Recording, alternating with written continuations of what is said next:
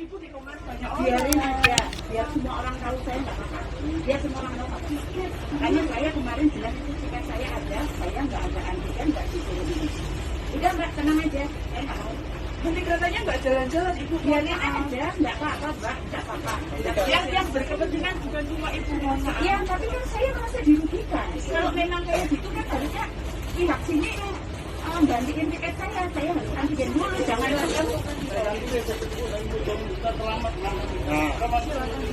Loh, bukan masalah, saya juga ditunggu suami saya pak di sana. Dia tahu, tapi nggak bisa kayak gitu dengan saya pak, nggak bisa. Saya bukan masalah ganti, maaf pak, antigen juga saya mau. Komplain silakan. Enggak, mbak, silakan.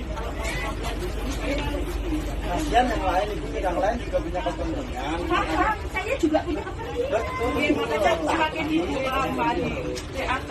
Bayangkanlah nanti itu di ini dulu. Bagaimana kebijakan? Saya mau kok ini diambil. Saya mau diambil. Saya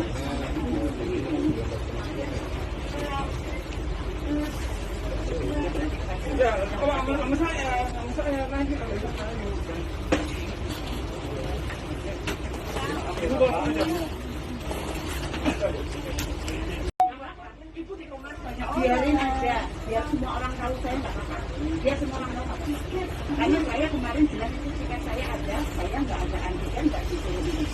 Udah mbak, tenang aja, saya nggak mau.